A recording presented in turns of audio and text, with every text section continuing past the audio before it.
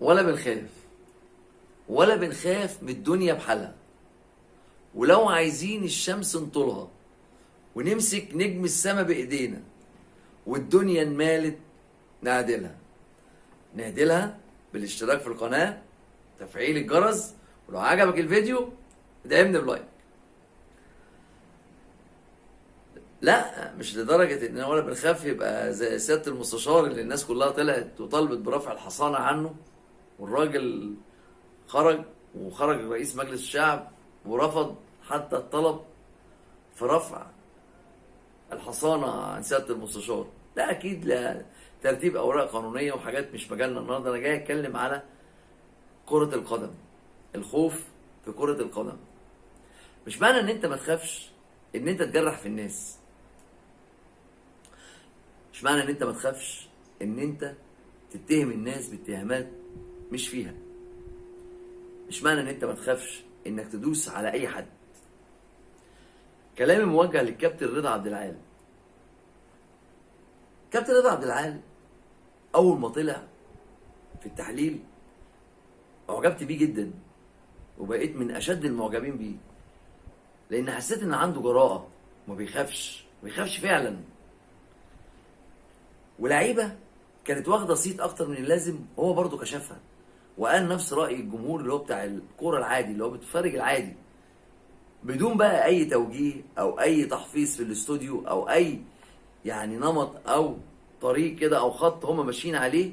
لا هو كان ليه طريقه لوحده واسلوب تعبير عن اللي بيشوفه واللي بيحسه واللي بيتفرج عليه. فكلنا كنا معجبين بيه وقلنا فعلا هنشوف اراء جديده واراء جريئه. ومشي الموضوع كويس لغايه ما كابتن رضا عبد العال بقى ليه صف من المشاهدين. اتطور الموضوع بقى مع كابتن رضا عبد العال لمساله ان ولا بنخاف. لا ما بقتش بقى مساله ولا بنخاف، بقى يتكلم على اي حد وباي اسلوب واي كلام في اي كلام. يعني لما يجي يهاجم كابتن زي طارق العشري، عندك كام مدرب في الدوري المصري زي طارق العشري؟ يعني انت عندك كام مدرب في الدوري المصري زي طارق العشري؟ الراجل ما غلطش، الراجل قال لك كابتن ايهاب جلال كان جايب لعيبه ما تناسبش الطريقه اللي انا بلعب بيها، فعشان كده كان ده تصريحه حول الهزيمه وبيبرر الهزيمه، بيقول لك الناس كانوا جايبين ناس ما تناسبش الطريقه بتاعتي، انا ما اخترتهمش. تقوم انت طالع عليه وتقول له طب استقيل. من امتى مدير فني بيمسك فريق وهيستقيل عشان خاطر لعيبه هو ما جابهاش؟ فالكلام لازم يا كابتن رضا يكون مقنع. وبعدين لما تتكلم على كابتن طارق العشري، من احسن المدربين من وجهه نظري في مصر هو وكابتن طلعت يوسف وكابتن ايهاب جلال، بصرف النظر عن المدربين اللي انتوا بتقعدوا تملوا لنا دماغنا بيهم، وان هم دول اللي لازم يكونوا موجودين على الساحه، وان هم دول اللي لازم يتدوروا من هنا لهنا لهنا لهنا لهنا زي ما يكون كده شطرنج، وكل واحد لازم يقف في مكانه.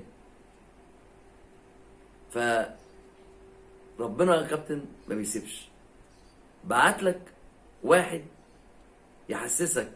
كابتن طارق العشري درب مين؟ درب انديه كبيره، درب انبي، درب حرس الحدود، درب انديه كبيره في الدوري الممتاز. حضرتك دربت مين؟ مع كل الاحترام والتقدير للانديه اللي انت دربتها، لا ترتقي للدوري الممتاز. فلما تيجي تقيم الكابتن طارق العشري لازم كنت تديله حق.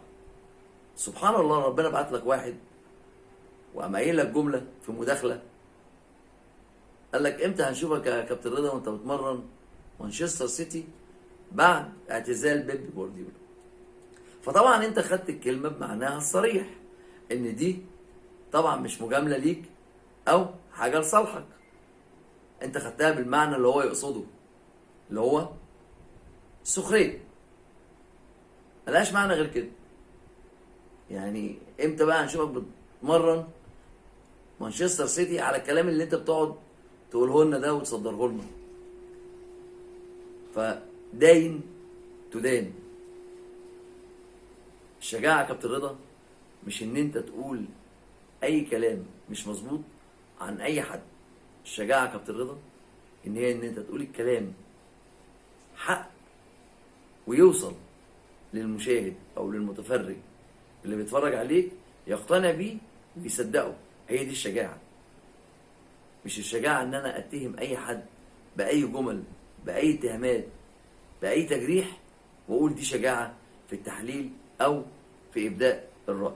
شكرا، ولو عجبكم الفيديو ما تنسوش اللايك